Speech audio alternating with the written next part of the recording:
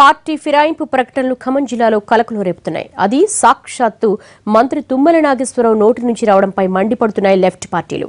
మీకు పట్టుండాలంటే, పార్టీలో గుర్తింపు రావాలంటే వీలైనంత ఎక్కువ మందిని తీసుకురండి అని మంత్రి టీఆర్ఎస్ నాయకులకు చెప్పడం దేనికి సంకేతమని ప్రశ్నిస్తున్నారు విపక్ష నాయకులు. ఇది ప్రజా ప్రక్రియ చేసుకుంటూనే ఆ గ్రామం వెళ్ళినప్పుడు ఆ ఎంపీటీసీని మీరు మన పార్టీ అయినా అవ్వకపోయినా మీరు దగ్గర పెట్టుకోవాలి. పార్టీ కాకపోతే పార్టీలోకి తెచ్చుకోవాలి. చంద్రశేఖరరావు గారు మన అందరి నెట తీసుకెళ్ళిండో మీరు కూడా అందరు ఎంపీటీసీని అటు తెచ్చుకోవాలి. తెచ్చుకుంటే మీకు కూడా మండలంలో బలం ఉన్న ఎంపీటీసీలు అందరూ జెడ్పీటీసీ ఎంపీపీ మీరే ఉంటే మీ శత్రువులు ఎవరు కూడా మీ కన్నెత్తి చూసేదానికి భయపడతారు.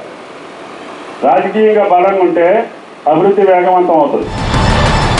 తెలంగాణ రోడ్లు భవనాల శాఖ మంత్రి తుమ్మల నాగేశ్వరరావు చేసిన ఈ వ్యాఖ్యలు ఇప్పుడు ఖమ్మం జిల్లాలో రాజకీయ వివాదం రేపుతున్నాయి.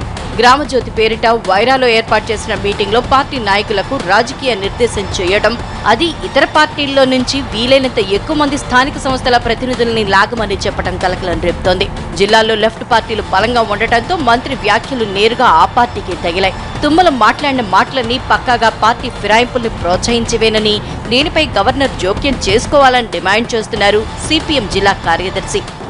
ఆయన దిగజారడమే కాదు, ఆయన కార్యకర్తలను కూడా దిగజారమని, అదేవిధంగా జిల్లాలో ఉన్న ప్రజాప్రతినిధుల్ని ఇతర పార్టీ వాళ్ళని కూడా దిగజార్చమని ఆయన చేసేటటువంటి వ్యాఖ్యల యొక్క సారాంశం.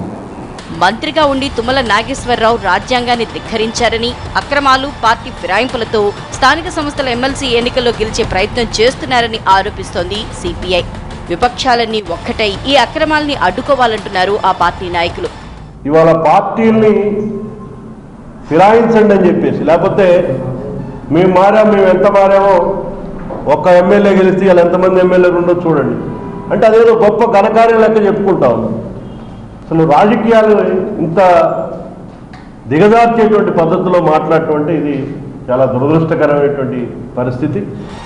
సాధారణ ఎన్నికల్లో ఖమ్మం జిల్లా మొత్తం మీద కొత్తగూడెం ఎమ్మెల్యే జలగం వెంకట్రావు మాత్రమే టీఆర్ఎస్ నుంచి గెలుపొందారు. మరో ఇద్దరు స్థానిక ప్రజాప్రతినిధులు ఆ పార్టీలో ఉన్నారు. కానీ అధికారంలోకి వచ్చాక సీన్ మారిపోయింది. వైసీపీకి చెందిన వైరా, అశ్వారావుపేట ఎమ్మెల్యేలు, కాంగ్రెస్ కు చెందిన ఇల్లెందు ఎమ్మెల్యే టీఆర్ఎస్ లో చేరారు. ఎంపీటీసీలు చేరుతూనే ఉన్నారు. ఈ జోరు మరింత పెంచి జిల్లాలో పట్టు సాధించాలన్నది టీఆర్ఎస్ వ్యూహం. ఈ పరిణామం తమ ఉనికే ప్రమాదం అవుతుందని అంచనా వేస్తున్న లెఫ్ట్ పార్టీలు అలర్ట్ అయ్యారు.